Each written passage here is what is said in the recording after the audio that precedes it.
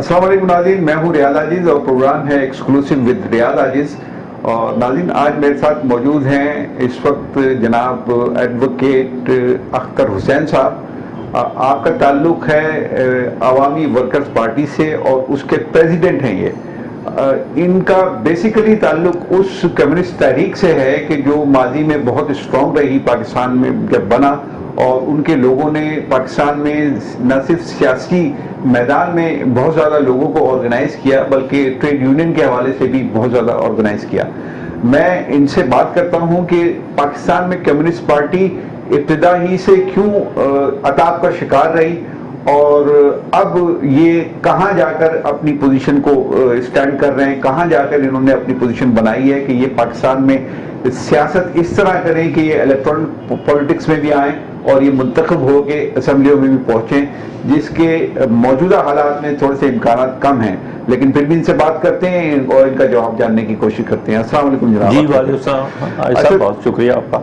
अख्तर साहब, सबसे पहले तो कम्युनिस्ट पार्टी के हवाले से मुझे बताइए कि वो एक ज़ाहिर है कि तहरीक थी, यूएसएसआर उस वक्त मौजूद था अपनी जगह पर और उस वक्त बहुत ताकत थी और खौफ भी था रियासतों में कि ये इनकलाब कहीं हमारी तरफ ना आ जाए। उस वक्त पाकिस्तान जब बना तो ज़ेर अताब रहा वो सारा सिस्टम और कम्युनिस्ट पार्टी भी ज़ेर अताब रही। उसके बाद क्यों आपने ग्रो नहीं किया जब वो अताब का दौर ख़त्म हो गया, वो बताइए।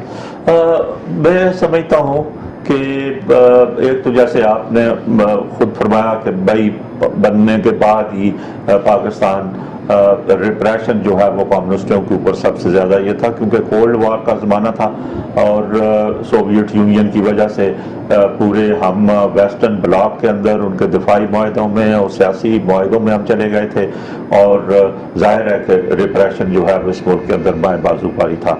और फिर कॉन्स्पिरेसी केस हुआ और उसके बाद पार्टी को बैन कर दिया गया और उसके तमाम इदारों को भी बैन कर दिया गया। लेकिन मैं समझता हूँ कि उसके बाद हमने इस मुल्क के अंदर कम्युनिस्ट पार्टी ने और कम्युनिस्टों ने ये तो फैसला बैन होने के बाद सही किया कि हमें दूसरी उन कुव्वतों के साथ मिलकर काम करना चाहिए जो सेकुलर हैं, डेमोक्रेटिक हैं, नेशनलिस्ट हैं। और इस मुल्क की चूंकि रियासत एक कसीरुल कौमी वफाकी रियासत थी, उसकी बजाय इसको यूनिटरी रियासत बनाया गया और एक वन यूनिट यहाँ कायम कर दिया गया और जिसमें हमारे सूबों की जो लीडरशिप थी, जो नेशनलिस्ट थी और वो उनका बेहतर इसलिए थे कि वो एक सेकुलर बैकग्राउंड उनका था कांग्रेसाइट का, इसलिए वो कंपैरेटिवली उन मुस्लिम लीग और दूसरी पार्टियों के मुकाबले में वो जो है वो बेहतर थे। लेकिन उनके साथ मुतहदा महाज बनाने की बजाय अपनी पार्टी को इंडिपेंडेंट रखते हुए हम उसके अंदर एक तरह से मर्ज हो गए, जो नेशनल अवामी पार्टी जो है वो बनी। अब नेशनल अवामी पार्टी के अंदर आप देखें तो उधर से वली खान हो या वहाँ से सरदार तौला मंगल हो या सिंध के अंदर बहुत सारे नेशनलिस्ट लीडरशिप का नाम ले सकते हैं, मीर गौस पर वजिंजो के अलावा तमाम लोग जितने थे वो एक कौम प्रस्ताना जो है वो सोच रखते थे और उस रूलिंग क्लास का ही हिस्सा थे जो इन छोटे सूबों के अंदर वो फिर बाद में नए पे भी पाबंदी लग गई और फिर वो जी मैं वही अर्ज कर रहा हूँ। लेकिन मैं एक आपने पूछा है कि क्यों नहीं हुए, तो मैं एक आइडियोलॉजिकल जो हमने बाद में जिस चीज को स्टडी किया वो हुआ कि हमने जिन मुल्कों के अंदर भी कम्युनिस्ट पार्टी पर पाबंदियां लगी है उन्होंने किसी और नाम से अपनी पार्टी बना ली है और किसी दूसरे नाम से वो काम करने लगे हैं। तो हमने अपना कम्युनिस्ट पार्टी ही नाम उसका रखा और उसको अंडरग्राउंड कर दिया और नेशनल अवामी पार्टी के अंदर आप शरीक हो गए, जो बेसिकली हमारे छोटे सूबों की रूलिंग क्लास की लीडरशिप के डोमिनेशन में थी। तो चुनांचे आप ये देखते हैं कि जब वन यूनिट टूट गया और 70 के इलेक्शन हुए और 70 के इलेक्शन के बाद हुकूमतें भी दो सूबों के अंदर बनी, तो ये कॉन्फ्लिक्ट तो बहुत बड़ा इस मुल्क के अंदर जो है वो छोटे सूबों की लीडरशिप का और उनका बना। लेकिन जब नेशनल अवामी पार्टी पर पाबंदी लग गई तो उसके बाद से चूंकि सूबे बहाल हो गए थे तो वहां की जो रूलिंग क्लासेस की जो लीडरशिप थी वो कम्युनिस्टों के साथ कोई इरादा भी नहीं करना चाहती थी। तो वली खान ने कहा कि अच्छा हुआ बैन होने से हमारी कम्युनिस्टों से जान छूट गई। تو اب نہ ہاں بالکل ان کا ریکارڈ ہے ولی خان، اور نہ ہم اپنی کوئی لیڈرشپ بنا سکے، نہ ہم اپنی پارٹی کو کوئی پروجیکٹ کر سکیں. تو وہ بھی ایک ہمارا اگر انالیسز ہم کرتے ہیں تو ایک وجہ یہ بھی تھی ہماری اور کمزوریوں کے علاوہ. ایک کمزوری یا بنا دی گئی یا پتہ نہیں آپ لوگوں میں تھی کہ مذہب کا کارڈ بہت استعمال کیا گیا آپ لوگوں کے خلاف، اور جو کمیونسٹ لوگ تھے جو اپنے آپ کو کلیم کرتے تھے کہ ہم کمیونسٹ ہیں یا کامریڈ کہتے تھے، وہ مذہب کے خلاف بہت زیادہ باتیں کرتے تھے اور وہ بہت کھل کے باتیں کرتے تھے مختلف محفلوں میں. تو یہ آپ نہیں سمجھتے کہ یہ بھی ایک غلطی رہی ہے، کمزوری رہی ہے کمیونسٹ پارٹی کی، کہ ایک تو اپوزٹ پارٹی یعنی جماعت اسلامی جیسی پارٹیوں نے آپ کے خلاف مذہب کارڈ استعمال کیا، اور آپ نے خود بھی اس کو آپ کے لوگوں نے پروموٹ کیا کہ ہاں ہم ایسے ہیں، مذہب کو نہیں مانتے؟ نہیں، سارا اوور آل نہیں کہہ سکتے، انتہا پسندیاں تھی. میں اس سے آپ کی بات سے ایک حد تک ایگری کرتا ہوں کہ بعض سیکشنز ہمارے پاس جو ہے وہ تھے، اور وہ جذباتی انداز میں جو ہے وہ مذہب کے بارے میں بھی جو ہے وہ اس طرح کوئی بات کر سکتے تھے. لیکن میں نہیں سمجھتا کہ بھائی اتنا زیادہ ہم نے اس کو کوئی مذہب کے خلاف بات کی ہے جتنا ہمارے خلاف مذہب کو استعمال کیا گیا ہے. مطلب یہ ہے کہ آپ جب ہم طالب علم تھے، میں 71 میں لا کالج اسٹوڈنٹس یونین کا پریزیڈنٹ تھا جب بنگلہ دیش کی وار تھی، اور اس سے پہلے بھی میں یونینز میں ہم رہے، اور اس کے بعد 73 سے لا کی پریکٹس میں آ گئے. لیکن اس پیریڈ میں آپ دیکھیں کہ جب ہم سوویت یونین کی بات کرتے تھے تو ہمارے جماعت اسلامی والے اور ریلیجس پارٹیز کہتے تھے کہ ہم اس وجہ سے مغرب کی سپورٹ کرتے ہیں کہ وہ مذہب کے ماننے والے تو ہیں، یہ تو مذہبی کو نہیں مانتے جو ہے وہ سوویت یونین رشیا والے کے دور میں یہ بہت ہوا. لیکن میں آپ کو ایک چیز آپ کے ریکارڈ پر لانا چاہتا ہوں کہ یہ وہ ہے کہ آپ لینن کو پڑھیں تو انہوں نے آن ریلیجن کتاب ہے، تو اس میں شروع ہی یہاں سے ہوتی ہے کہ کیا کسی پریسٹ کو اپنی پارٹی کا ممبر بنائیں گے؟ ناٹ آرڈینری کرسچن، پریسٹ، کہ ایک پریسٹ کو کیا اپنی پارٹی کا ممبر بنائیں گے؟ تو انہوں نے کہا یس، کیوں نہیں بنائیں گے، بالکل بنائیں گے، صرف 3 شرطیں. یعنی وہ ہمارے سیاسی پروگرام سے ایگری کریں، ہمارے ساتھ مل کر جدوجہد کرے، اور ہماری پارٹی کے اندر اپنی ریلیجس تبلیغ نہ کرے. باقی رہا کہ وہ چرچ میں جاتا ہے، مسجد میں جاتا ہے، مندر میں جاتا ہے، وہ اپنے مذہبی فریضے ادا کرتا ہے، ہمیں اس سے کوئی اعتراض نہیں ہے، ہمیں کوئی اس سے وہ فرق نہیں پڑتا. تو چنانچہ آپ یہ دیکھیں کہ بھائی یہ تو ہم نے کبھی نہیں کیا اس مسئلے کے اوپر، یہ ہمارے خلاف استعمال کیا گیا مذہبی کارڈ کو، اور جان بوجھ کر اس کو جو ہی آپ کہتے تھے کہ جی یہ تو پراپرٹیز رکھنے کے خلاف ہے، اسلام تو پراپرٹی کی اجازت دیتا. تو آپ اسلام پراپرٹی کی کون سی اجازت دیتا ہے؟ وہ تو نہیں سمجھتا کہ بھائی یہ اگر ہم لینڈ ریفارمز کہتے ہیں تو یہ کہتے تھے کہ صاحب یہ تو امیر غریب اللہ نے بنایا ہے. تو امیر غریب اللہ تعالیٰ نے نہیں بنایا، اللہ نے تو تمام مخلوق کو برابر بنایا ہے، اور برابری ہے اس میں، ہر ایک جو ہے وہ برابر پیدا کیا. تو یہ مہارت یا غربت تو ہمارا طبقاتی سوشل ڈیولپمنٹ کے ساتھ ساتھ ہوا. عوام میں پینیٹریشن ایک پولیٹیکل پارٹی کی ہونی چاہیے، جیسے کہ بھٹو صاحب ہیں، انہوں نے جیسے بھی کیا لیکن پینیٹریشن تو انہوں نے کر لی، اور آج بھی موجود ہے ان کی پینیٹریشن. وہ penetration communist party of Pakistan کیوں نہیں پیدا کر سکی عوام میں؟ اب صرف کمیونسٹ پارٹی آف پاکستان کا تھوڑا سا یہ کہوں گا کہ آپ اوور آف لیفٹ ساری کر لیں نا. مطلب ہے کمیونسٹ پارٹی تو ڈیوائیڈ ہو گئی کہ بھائی 66 کے اندر کمیونسٹ موومنٹ دراصل 2 حصوں میں تقسیم ہو گئی، پرو سوویت اور پرو چائنا کی صورت میں. اور پھر دوسری پارٹیاں جو ہے وہ بن گئی، سوشلسٹ پارٹی بن گئی، مزدور کسان پارٹی بن گئی، ادھر سے کمیونسٹ پارٹی بن گئی، ادھر سے کمیونسٹ لیگ بن گئی. یہ مختلف پارٹیاں جو ہے وہ اس ملک کے اندر لیفٹ کی بائیں بازو کے حوالے سے بنی ہیں. تو اس کے بعد ہی جب میں نے پہلے جو آپ سے بات کی ہے، ہم نے 80 سے اس بات کو کہا کہ بھائی انڈیپینڈنٹلی ہم جو مارکسسٹ ہیں ان کو ایک مل کر ایک دوسرے کے ساتھ پروگرام کی بنیاد پر جو ہے وہ کرنا چاہیے. ہمیں اس شیلٹر سے نکل کر جو ہم نے نیشنلسٹوں کا لیا ہوا تھا اس سے نکل کر بنانا چاہیے.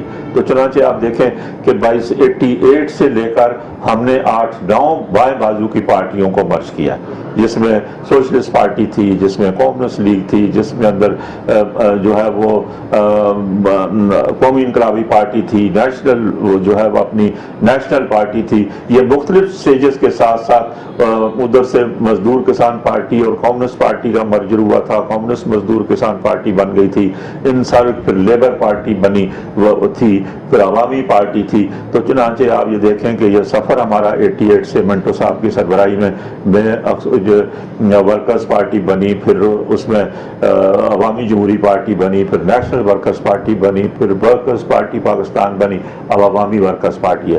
تو جہاں لوگ یہ کہتے ہیں کہ لیفٹ اتنا ڈیوائیڈڈ ہے، وہاں یہ نہیں دیکھ رہے ہیں کہ ہم نے 88 سے لے کر 9-10 بائیں بازو کی پارٹیوں کو جوڑ کر عوامی ورکرز پارٹی بھی 10-12 سال سے چلا رہے ہیں. اس میں جو ایک اور بنیادی سوال کر لوں، میں نے ابھی چند روز قبل امداد قاضی کا انٹرویو کیا. وہ کمیونسٹ پارٹی آف پاکستان کے جنرل سیکرٹری ہیں، لیکن مسئلہ یہ ہے کہ وہ بھی کمیونسٹ اپنے آپ کو کہتے ہیں، لیکن وہ کسی دوسرے کو کمیونسٹ مانتے نہیں ہیں. وہ کہتے ہیں کہ دوسرے کو کوئی نہیں ہے، ہم ہیں کمیونسٹ. تو یہ بھی تو ایک پرابلم ہے نا آپ لوگوں کے ساتھ. یہ امداد قاضی کا ہم ایسا نہیں سوچتے. ہم سمجھتے ہیں کہ بھائی وہ اگر کمیونسٹ پارٹی کے ہی نام سے کام کرنا چاہتے ہیں اور وہ کر رہے ہیں، دیکھیں نا ان کی کمیونسٹ پارٹی اور مزدور کسان پارٹی نے مرج ہو کے کمیونسٹ مزدور کسان پارٹی بنائی تھی. پھر اس میں سے امداد قاضی صاحب الگ ہو کے انہوں نے پھر اپنی کمیونسٹ پارٹی ایک بحال کر لی.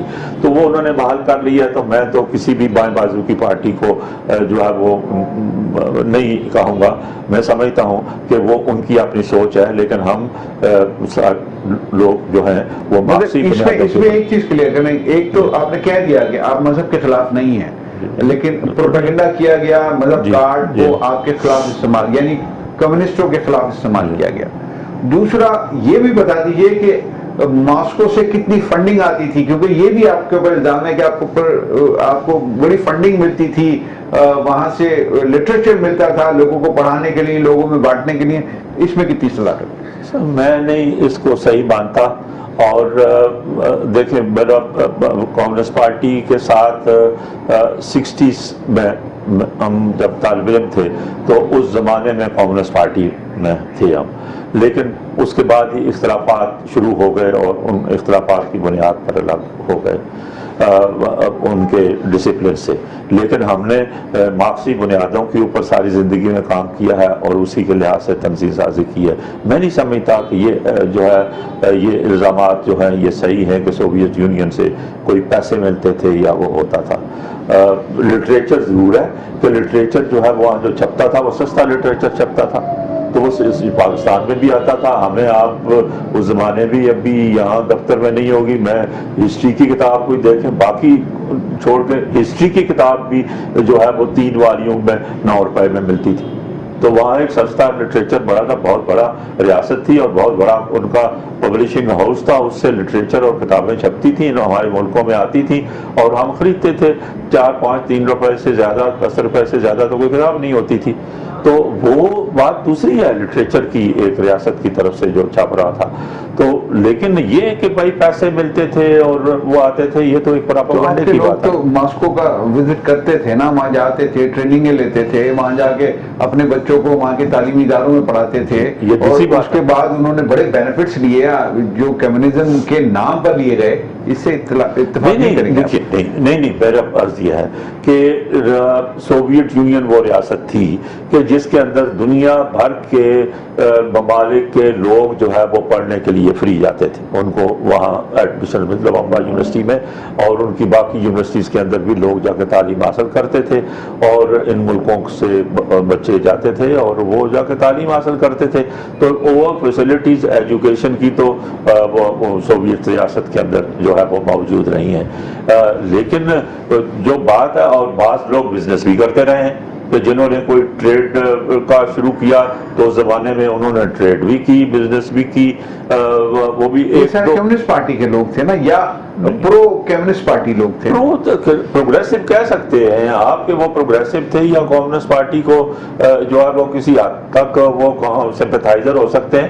لیکن اگر وہ ٹریڈ اور بزنس وہاں سے کر رہے ہیں تو اس کا یہ تو مطلب نہیں ہے نا کہ وہاں کی کمیونسٹ پارٹی یہاں کی کمیونسٹ پارٹی کو کوئی مدد کر رہی ہے. واپس آ جاتے ہیں پاکستان پر.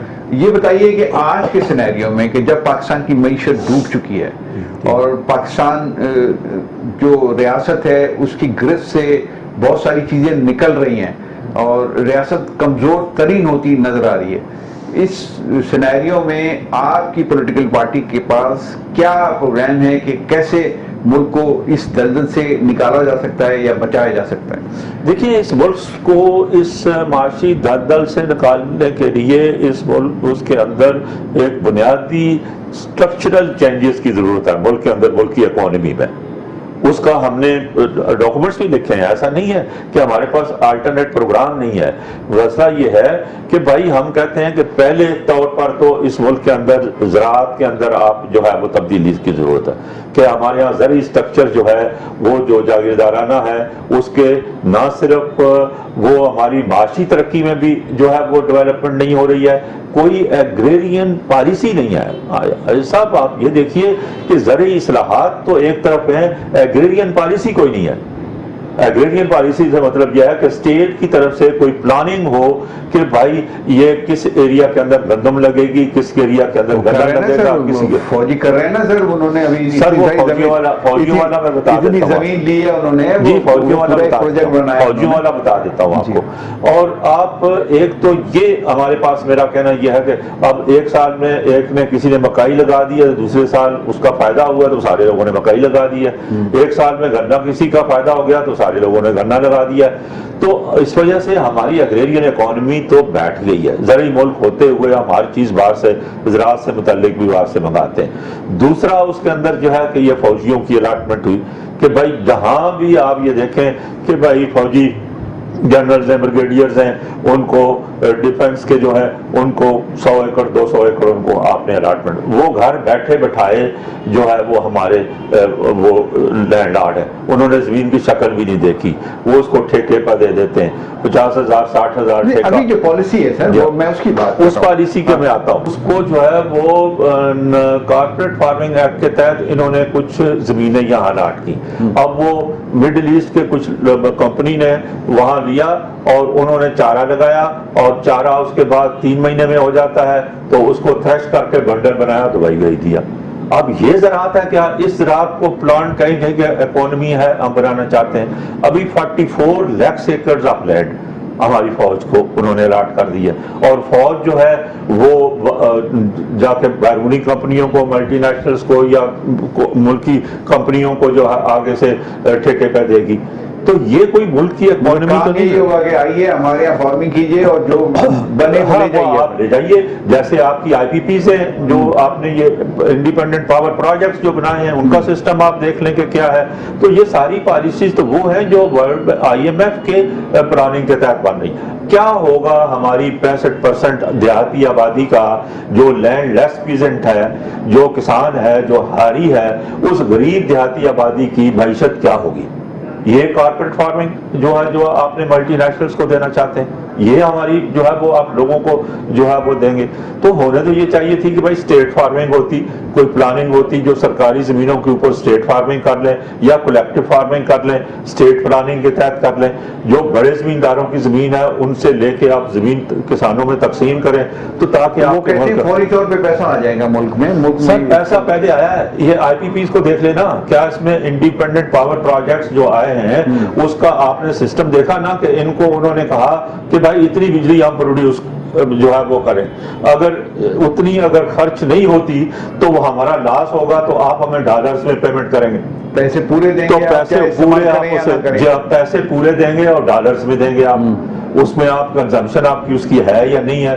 تو آج آپ دیکھیں گے اس وقت $1 ٹریلین ہم نے دینا ہے, اگلے سال میں $2 ٹریلین اور آ جائے گا, $3 ٹریلین, 3 کھرب ڈالر جو ہے وہ آپ کو اگلے سال میں جا کے دینا ہے. 3 ارب نہیں, ٹریلین ڈالر 3 ٹریلین ڈالر تو بہت ہو جاتا ہے سر. وہی آپ ذرا ان کی فگرز پڑھ لیں کہ بھائی اس کے اندر جو ہے وہ آپ نے یہ ان کو آپ نے دینا ہے ان کمپنیز کو. تو ساری پلاننگ اور پالیسیز جو ہے وہ تو ان کی ہے. ہم سمجھتے ہیں کہ بھائی اس IMF کے چنگل سے نکلنا چاہیے اس ملک کو, اور وہ آپ ڈائریکٹ ٹیکسیشن کریں. آپ کیوں نہیں ڈائریکٹ ٹیکسیشن کر سکتے زراعت کی آمدنی پر اس سسٹم کے, اسی سسٹم کے اندر؟ اچھا, کچھ بہتر ہوتا نظر آ رہا ہے. اب نگراں حکومت ہے اور یہ بھی بڑے کام کر رہے ہیں, اور روز پیٹرول کی قیمتوں کو یہ بڑھا دیتے ہیں, اور جو IMF کہتا ہے بالکل اس کے ڈکٹیشن کے مطابق چلتے ہیں. اب اس کے بعد بھی آپ سمجھتے ہیں کہ کوئی تبدیلی نہیں آئی؟ کوئی تبدیلی نہیں آ سکتی.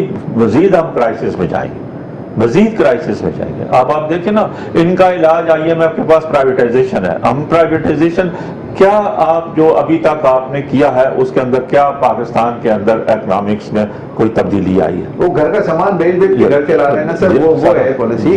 ساری پالیسیز جو ہے وہ ان کی جو ہے وہ یہ پالیسیز ہیں جس کے تحت چل رہے ہیں. اب آپ دیکھیں کہ بھائی پورا بلوچستان آپ صرف سیٹلڈ ایریا کو چھوڑ دیں, کوئٹہ کا اور پریفریز کا, باقی سارا بلوچستان لے لیں, مالاکنڈ لے لیں, ٹرائبل ایریا لے لیں, وہاں آپ کو ہزاروں کی تعداد میں گاڑیاں نان کسٹم ڈیوٹی پیڈ ملتی ہیں نا. نان کسٹم ڈیوٹی پیڈ سب گاڑیاں مل رہی ہیں. کیسے آ رہی ہیں, کیسے بک رہی ہیں, کیسے لوگ استعمال کر رہے ہیں. آپ ذرا جو ایران بارڈر سے سمگلنگ ٹریڈ ہوتی ہے, ہزاروں ٹرک روز سمگلنگ آتے ہیں, اور ہر پوسٹ کے اوپر 1 لاکھ روپیہ ٹوکن فی دی جاتی ہے, اور وہ آرمی پوسٹ. وہ اس کے پیچھے ریاستی ادارے تھے نا, وہ تو انٹرویو دے دیا نا, شبر زیدی نے انٹرویو دے دیا, اس میں سب بتا دیا اس نے کہ کس طرف سے کہاں میرے کو پریشر آتا. اچھا, اب مجھے بتائیے کہ جو حالات آج کے ہیں, ہم آج کے اس سینیریو میں بات کریں نا, اس میں کوئی بہتری آپ سمجھتے ہیں کہ یہ جو گورنمنٹ ہے, یہ نگراں حکومت ہے, یہ آ گئی ہے, یہ اپنا کام کر رہی ہے, یہ کسی کے کہنے پہ اپنا کام کر رہی ہے, فوج نے اپنی ایک ڈائریکشن طے کر لی ہے, چیف جسٹس پاکستان میں نیا آ گیا. ماضی میں جو چیف جسٹس پہ الزامات لگتے رہے, وہ آپ اس کو بغیر جانتے ہیں کہ وہ صحیح تھے کہ نہیں تھے. مجھے بتائیے, چلیے ہم چیف جسٹس سے شروع کرتے ہیں. نئے چیف جسٹس سے کچھ امیدیں ہیں آپ کی کہ بہتری آئے گی؟ جی, میں یہ بھی شاید آپ کو نہیں پتا ہوا اس صاحب کہ میں جوڈیشل کمیشن آف پاکستان کا ممبر ہوں, اور مجھے تیسری دفعہ جو جوڈیشل کمیشن آف پاکستان ہے, یہ جو 18ویں ترمیم کے تحت قائم ہوا تھا ججز کی اپوائنٹمنٹ کے لیے, ہائی کورٹ کی اور سپریم کورٹ کی اور فیڈرل شریعت کورٹ کی, تو اس کا میں 4 سال پچھلے اس کا ممبر رہا. 2 سال کے لیے اس کی ٹرم ہوتی ہے. تو پاکستان بار کونسل نامینیٹ کرتی ہے ایک نمائندہ بار کا, اس کے اندر اس کمیشن کے اندر ہوتا ہے, جس کے اندر 6 ججز ہیں, اور ایک اٹارنی جنرل ہے, ایک لا منسٹر ہے, ایک بار کا نمائندہ. اور مجھے قاضی خالد بھی تھے غالباً؟ نہیں, قاضی خالد جوڈیشل کمیشن آف پاکستان کے ممبر کبھی نہیں تھے, کیونکہ نہ وہ منسٹر رہے ہیں نہ وہ اٹارنی جنرل رہے. تو اس میں تو اس کے منسٹر تو رہے ہیں وہ نہیں, لا منسٹر پاکستان کے فیڈرل نہیں رہے, فیڈرل لا منسٹر, یہ صوبائی رہے, صوبائی رہے, federal law minister, federal law minister. تو وہ آپ اس کے اندر سب سے بڑا جھگڑا جو ہے, پہلے تو یہ ہے کہ جب 18ویں ترمیم ہوئی تھی تو چونکہ جوڈیشری کے حوالے سے آپ نے پوچھا, تو اس میں 3 یہ پاکستان بار کونسل نے کہا تھا کہ کمیشن ہونا چاہیے جس میں ایکول سٹیک ہولڈرز ہوں, بار کا نمائندہ بھی ہو, جوڈیشری کا بھی ہو, پارلیمنٹ کا بھی ہو, گورنمنٹ کا بھی ہو. وہ بعد میں یہ کمیشن بن گیا جس کو افتخار محمد چودھری صاحب نے اپنی ایک ججمنٹ کے ذریعے سے ججوں کی میجارٹی کر دی کہ وہ 6 ججز ہیں. اب وہ 6 ججز اپنی منمانی کرتے تھے, اور وہ پک اینڈ چوز اپنی مرضی سے. اس کے رولز جو دیکھیں تو کوئی اس کے رولز میں بھی جو 6-7 رولز ہیں, اس کے اندر ساری پاور چیف جسٹس کے پاس ہے. تو ہماری ساری لڑائی جوڈیشل کمیشن کے اندر یہ رہی ہے کہ یہ جو supreme judicial commission of Pakistan کے جو رولز ہیں اس کے اندر کوئی ترمیم کی جائیں, کرائیٹیریاز مقرر کیے جائیں, نیچے جوڈیشری سے کیسے لے کے جائیں گے, ہائی وکیلوں سے کیسے ججوں کو لے کے جائیں گے, سپریم کورٹ میں کیسے لے کے جائیں گے, کوئی کرائیٹیریا نہیں بناتے تھے. اور اب آپ کو امید ہے اب میں سمجھتا ہوں کہ یہ قاضی صاحب نے آئے, اور قاضی صاحب اور 2-3 اور ججز بھی جو ہیں, سردار طارق مسعود صاحب ہیں اور منصور علی شاہ صاحب ہیں, یہ میرے ساتھ ایگری کرتے رہے ہیں رولز کے حوالے سے اور چیزوں کو چینج کرنے کے حوالے سے. تو میں سمجھتا ہوں کسی حد تک تو یہ ہے کہ یہ ہوگا, کیونکہ ابھی میں کل اوتھ ٹیکنگ میں بھی ان کی گیا تھا, اور میری بات بھی ہوئی ججوں سے, تو میں سمجھتا ہوں کہ کسی حد تک یہ رولز وغیرہ کے حوالے سے یا ججوں کی اپوائنٹمنٹ کے حوالے سے تو شاید کچھ بہتری آئے، لیکن اوور آل ملک کے اندر اگر آپ کے اندر ڈیموکریٹک انسٹیٹیوشنز مضبوط نہیں ہیں تو جوڈیشری بھی پریشر میں آ جاتی ہے۔ اگر آپ کے پاس میں آپ سے پوچھنا چاہ رہا ہوں کہ موجودہ چیف جسٹس جو اسٹیبلشمنٹ کے خلاف اب فیصلے دیتے رہے ہیں اور بڑے بولڈ فیصلے انہوں نے ماضی میں دیے ہیں، جس کا انہوں نے بھگتان بھی بھگتا ہے، جس کی انہوں نے مطلب قیمت بھی ادا کی ہے، اب آپ سمجھتے ہیں کہ وہ اسی طرح کا کوئی رویہ اختیار کریں؟ میں سمجھتا ہوں کہ مجھے امید تو ان سے ہے کہ بھائی وہ جو ہے وہ اپنی جوڈیشل انڈیپینڈنس کو قائم رکھیں گے، اور لیکن بھائی یہ تو آگے چل کر وقت ہی بتائے گا کہ لیکن بہت سارا وہ میں کہتا ہوں نا کہ پتہ تو اس وقت چلتا ہے جب آدمی پاور ہوتا ہے، کسی پوزیشن میں ہوتا ہے۔ اچھا، یہ چیف جسٹس صاحب نے حلف لیتے وقت اپنی وائف کو مس سرینا کو اپنے برابر میں کھڑا کیا اور پریزیڈنٹ حلف لے رہے تھے جنہوں نے ان کے خلاف وہ ریفرنس بنا کے بھیجا تھا۔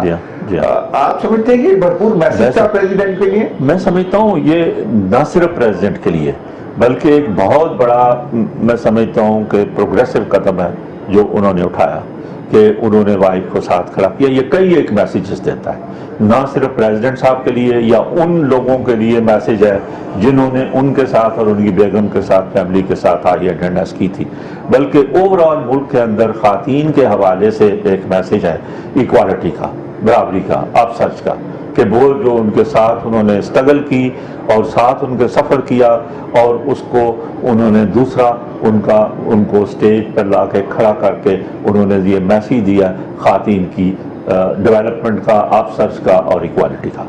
تو میں تو جو کچھ بندیال صاحب کے دور میں ہوتا رہا، اب آپ کو لگتا ہے کہ وہ اس میں یو ٹرن آئے گا؟ سر بندیال صاحب کو تو آپ دیکھیں کہ کہیں کسی جگہ پر کمپیئر نہیں کر سکتے، انہوں نے جس طرح سے جو ہے جو یو ٹرن دیکھ رہے ہیں آپ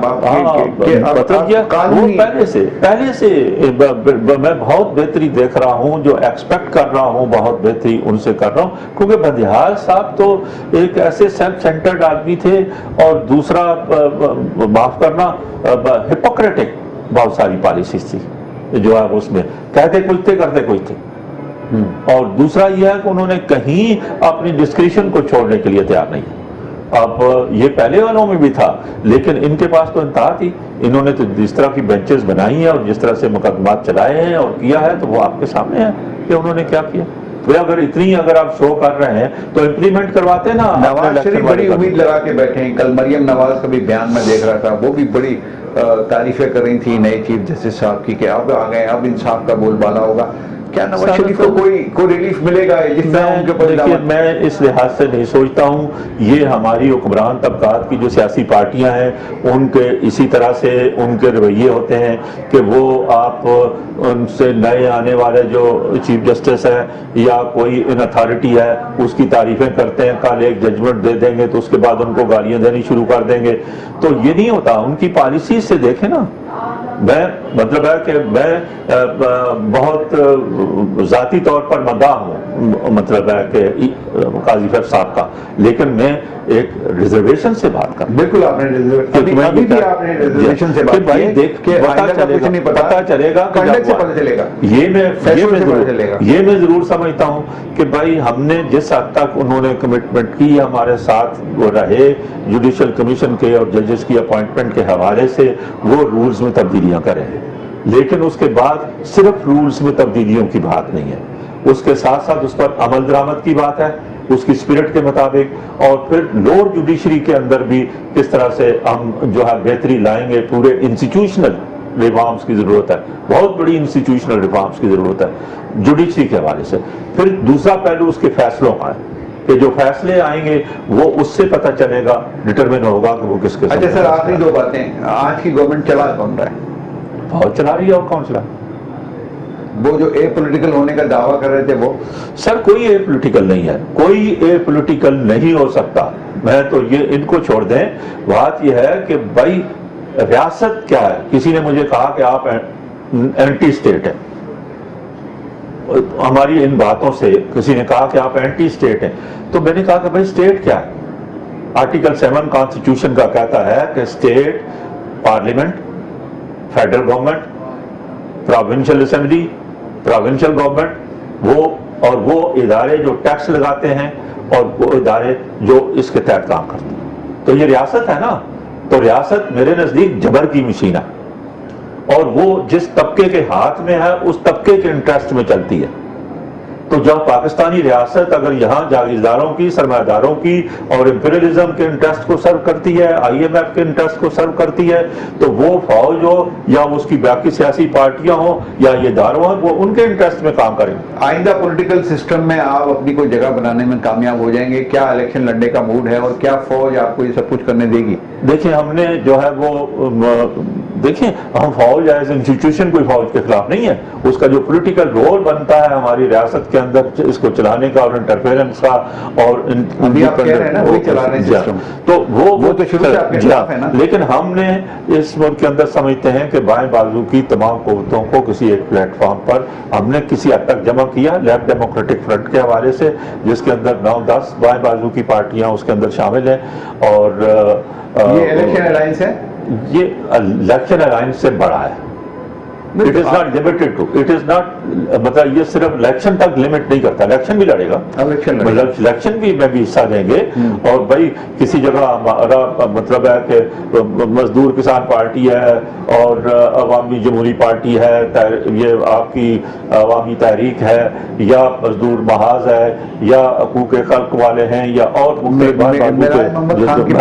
खान वाले शामिल, महराज मोहम्मद खान वालों से भी मैंने बात की है, तो वो भी उन्होंने कौमी महाज आज़ादी, अब उसके अंदर 2 हिस्से हुए हैं ना, दो हिस्से में तकसीम है, तो हम उनसे भी हम कह रहे हैं कि जो इसमें नहीं है हम उनको भी बुलाना चाहते हैं। कम्युनिस्ट पार्टी ऑफ पाकिस्तान इमदाद काजी वाली वो कम्युनिस्ट पार्टी इमदाद काजी वाले अलग है, वो तो आपने कहा ना कि जी वो तो कहते हैं कि हम ही हैं और कोई दुनिया में अगर वो आना चाहे तो आप आना चाहे तो वेलकम जी, आना चाहे तो वेलकम। आप ये इलेक्शन के हवाले से आपने अलायंस बनाई जो इलेक्शन से और भी ज्यादा ब्रॉडन है, लेकिन आप ये कह रहे हैं कि हम इलेक्शन में जब जाएंगे तो एक अलायंस के तौर पे जाएंगे। जी हाँ, इसी की तरफ से भाई कोई इतने बड़े तो हमारे पास हर कॉन्स्टिट्यूएंसी में खड़े करने के नहीं है, पैसे भी नहीं है, पैसे भी नहीं है, लेकिन कहीं अगर हम खड़े होंगे तो बाकी लोग उसको सपोर्ट करेंगे, कहीं दूसरे खड़े होंगे तो हम मिलकर उसको करेंगे।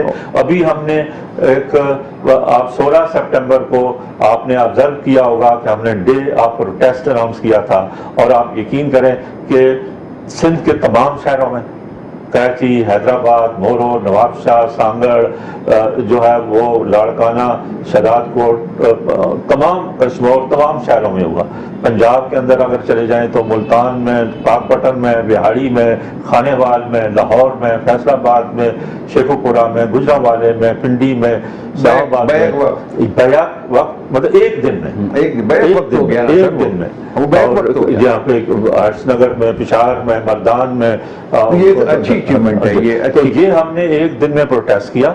मैंने पिंडी में जाके लीड किया था, पिंडी में रहा था, बाकी दोस्त मुख्तलिफ शहरों के अंदर हमारे थे, तो वो हमने एक दिन में एक प्रोटेस्ट किया और उसमें हम समझते हैं कि लोगों रिसेप्टिव थे। तो ये जो आपने अलायंस बनाया हुआ है, आखिरी बात सर, इसमें कोई तर्जुमान, कोई आपने इस तरह का पॉलिटिकल सिस्टम रखा हुआ है कि गैदर रहें और इनकी जो खबरें हैं वो मीडिया तक? सर मैं इस यूनाइटेड फ्रंट का कन्वीनर और तैमूर रहमान, डॉक्टर तैमूर MKP वाला जो है वो सेक्रेटरी है।